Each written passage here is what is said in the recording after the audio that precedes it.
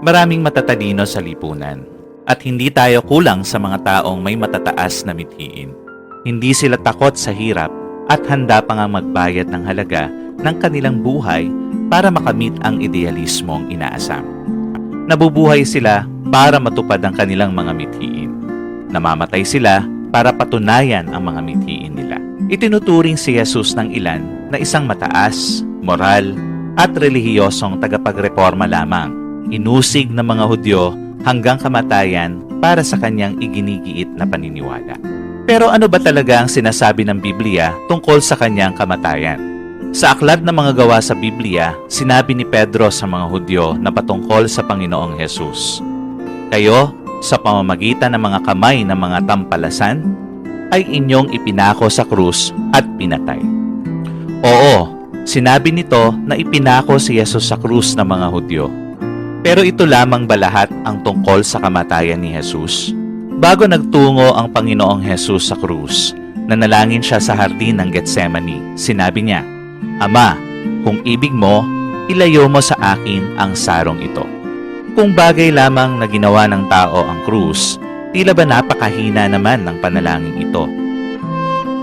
Sinabi ni Jesus, "Walang sino man ang nag-aalis sa akin ito, kundi kusa kong ibinibigay." Kung hindi kusang ibinigay ni Jesus ang buhay niya, walang sino mang tao ang may magagawa sa kanya. Dapat nating maunawaan ang napakahalagang bagay na ito. May dalawang aspekto ang krus. Mula ito sa tao at mula rin sa Diyos. Binanggit sa Lumang Tipan, ngunit siya'y nasugatan dahil sa ating mga pagsuway. Siya'y binugbog dahil sa ating mga kasamaan. Ipinataw sa kanya ang parusa para sa ating kapayapaan. At sa pamamagitan ng kanyang mga latay ay gumaling tayo. Sinabi rin dito, "At ipinasan sa kanya ni Jehovah ang lahat nating kasamaan." Hindi lamang kagagawa ng tao ang krus. Higit pa, ang krus ay paggawa ng Diyos na si Jehovah. Sa Bagong Tipan, makikita pa natin si Jesus na nagdusa ng 6 na oras sa krus. Noong unang 3 oras, sinunod niya ang kalooban ng Diyos nang usigin siya ng mga tao. Noong huling 3 oras, isinakatuparan niya ang pagtutubos para sa atin sa pagiging hinatulan ng Diyos.